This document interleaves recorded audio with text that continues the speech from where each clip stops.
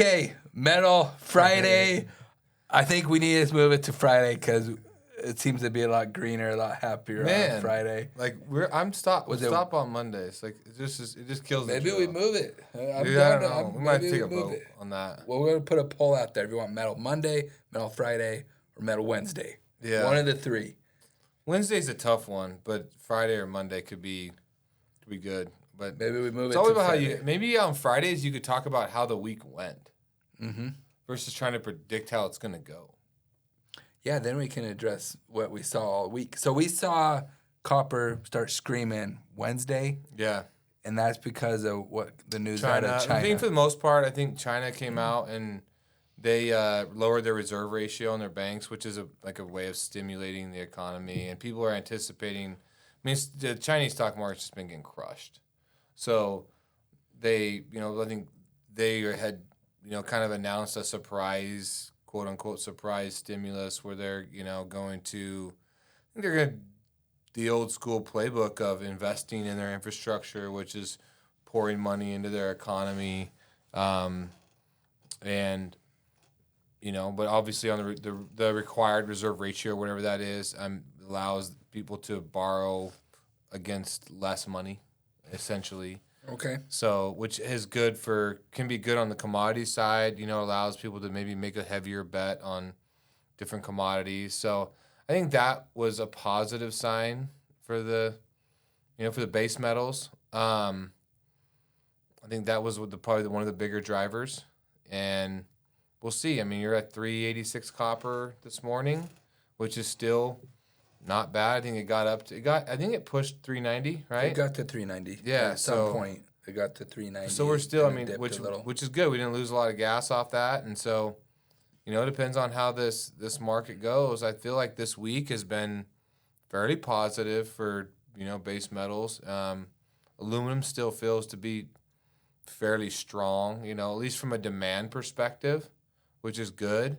And the ferrous market, I think that it could potentially be off, but because of supply disruptions, weather, and just everything that's going on, I don't know that you're going to see as big of a maybe anticipated dip as what could happen. I mean, maybe the market comes off a little bit, maybe it doesn't, but I think there's even some people predicting that there could be some upside to it. Now, it depends on your region, depends on the commodity, depends on, or the grade, but I still think, supply is a big problem. And whether it's supply because of weather, supply because of lack of manufacturing, supply because of lack of demolition, maybe all the above. Probably a mixture of all three. I mean, we're starting to feel the effects really of, lack of car production for a couple of years. So there's less, they're crushing less cars. You're processing less cars, which is being felt in the converter market. Mm-hmm. So you're seeing, less converters being processed, which is going to it's going to create some havoc on the PGM side. I think, so I think 2024 really could be fairly positive on the PGM side too if things, play out. Because at some point, you turn the production back on.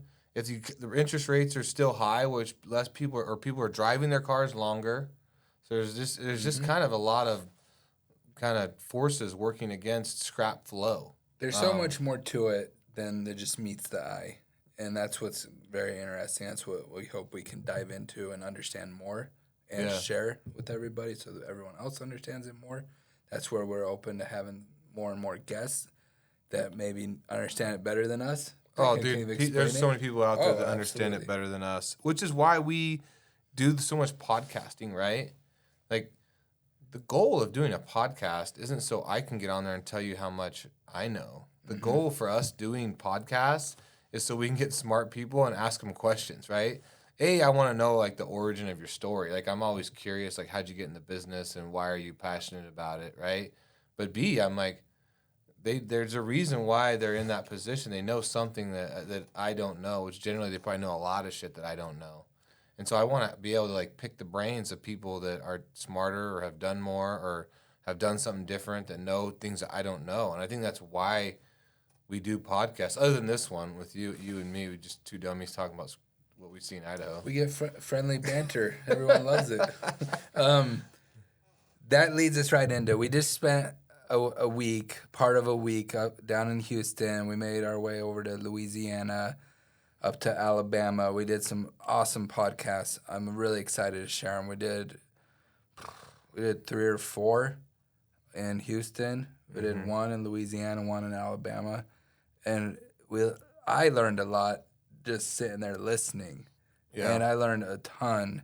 And that's what I love about just traveling in general. And we've been traveling for a long time before we carried cameras with us. Yeah. And I always learn something on a trip, and that's where there's so much value to connect, to network. And our network has just continued to grow because of what we do on social media.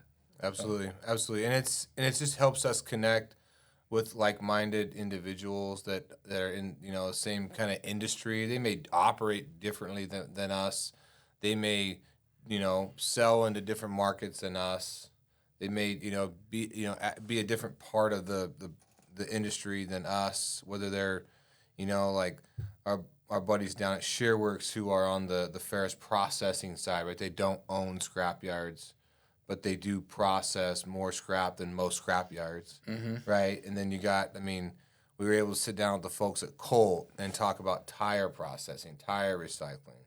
We sat down with a steel mill and talked about, how is their purchasing going to look differently now they're putting an EAF furnace in. We talked to, K&L in Texas who's got, 8-9 yards who do things, So it's just such a, crazy amount of information and different ways people are attacking the industry that, I wouldn't trade it for the world, man. Yeah, it's awesome. We'll start sharing those come February, and I'm excited to share them with everybody. Yeah, we got some fire coming. We got some fireworks coming. So we're going to have we're going to go back on the road here soon and knock down some more podcasts. So we're looking forward to the tour continues in 2024. If you want to be on it, reach out. We'll see if we can squeeze you in. We want to meet more friends. All right. Okay, thanks. Have a great weekend, everybody.